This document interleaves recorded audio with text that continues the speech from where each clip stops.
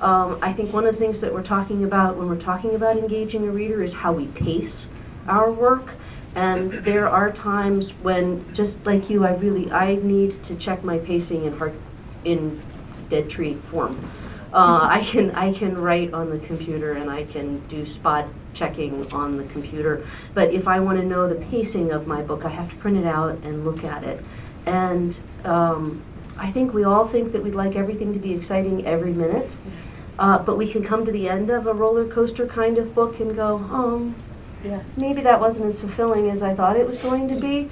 And so when I'm checking my pacing, I am sometimes putting in really boring bits on purpose because it slows the reader down. But they have to keep going through the slightly boring business of, I'm describing water erosion in the mountains, because the thing that's going to come next is worth it.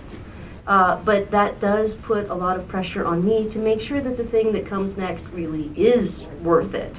But I think that pacing works better for my books and in many cases for my audience than just trying to keep their attention and their excitement level high all the way through the entire book.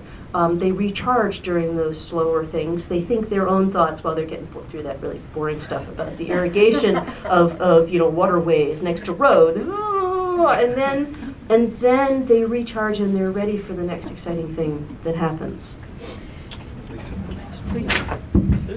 I just wanted to echo that about pacing and having hills and valleys. The other day, War of the Worlds was on TV, the Tom Cruise movie. Who saw it? Who liked it? Yeah, I know. It was a long time ago, but what I remembered, because I remember thinking, that was just kind of okay, and we watched it again on TV, and I realized the reason why I didn't really connect with that story, which is a great story, was because it ran at 10 the entire way.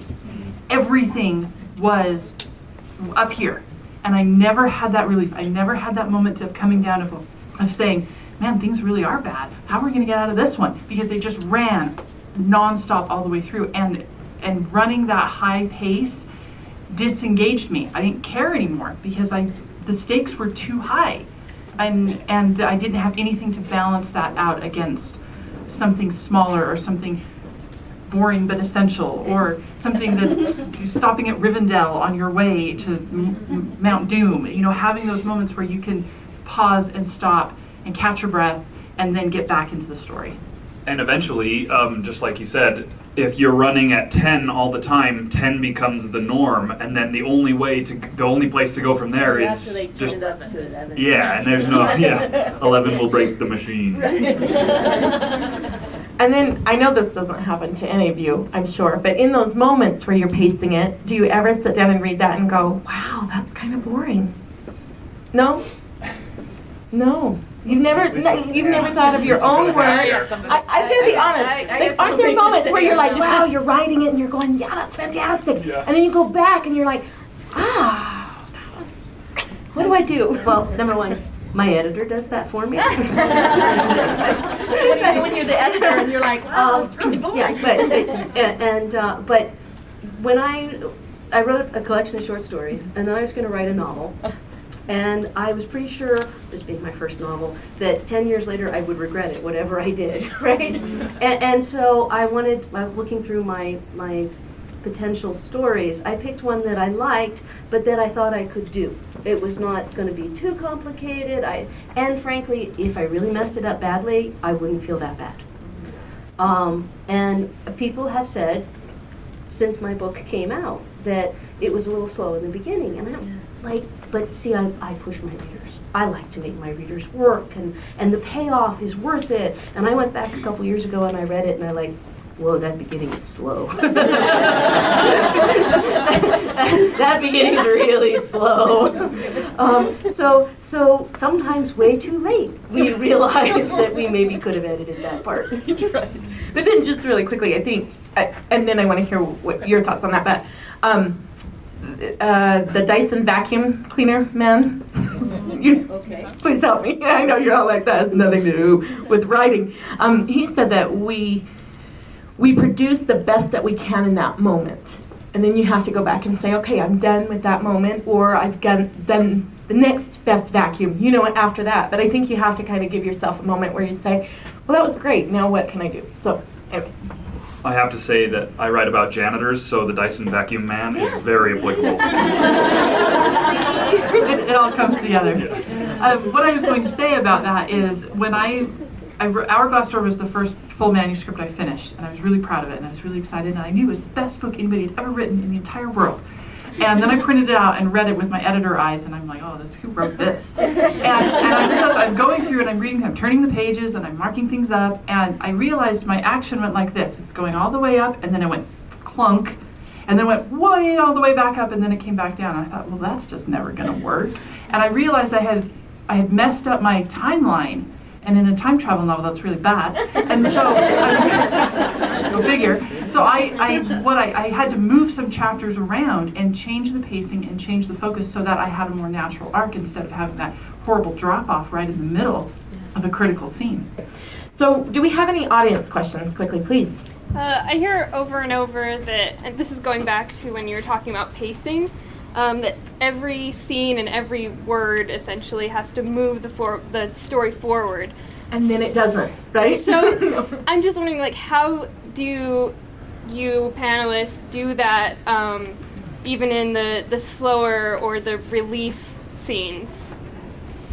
How do you keep the story moving forward even in the lulling I'm just going to say times? really quickly, I think shared experience, because when I was talking earlier about the reader has a creation with you, because the reader has this experience as they read and they think, wow, I'm invested in this moment, in this character, and I think that's really, really important to think about. And it can be quirky or odd. I had a friend that he was writing a girl's character, and I said, well, why aren't your women as quirky as your men? And he's like, oh, but women aren't quirky. Are you kidding me? It's like, well, I thought I wanted to give her 11 toes. Well, give her 11 toes, and give those shared experiences that it can be unusual. And then people will say, oh, yeah, I felt that, or I understand what it is to be quirky. And who wants to? Oh, sorry. Again, the curse of being on the end. So the question is, what do you do? The advice is always everything in your book, every single word should always propel your story forward. How do you do that even in kind of the slower scenes or the quieter scenes?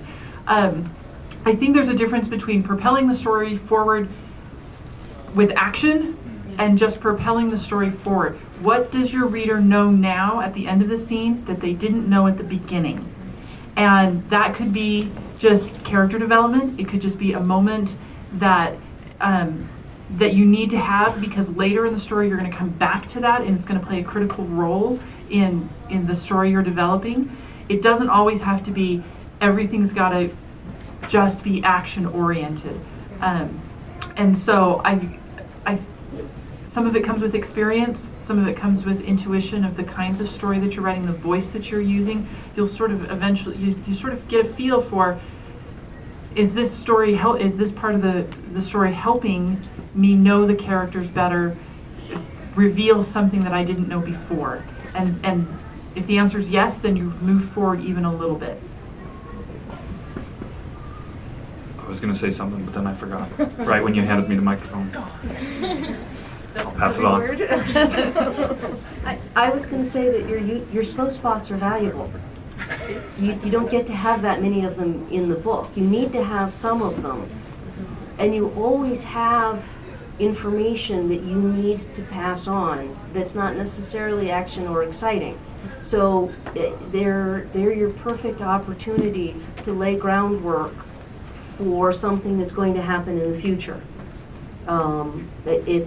It's in the slow spot that you introduce a tidbit of information that's going to turn out to be vital somewhere downstream that you couldn't have snuck in at any other time.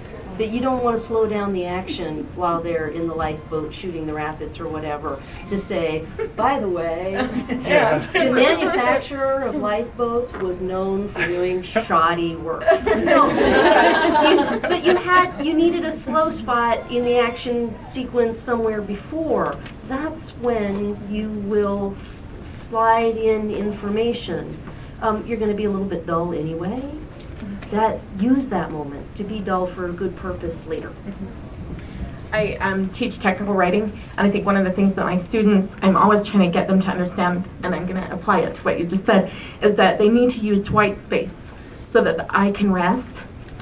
The eye needs to have a moment to process the information, and I think that's what the slow moments do.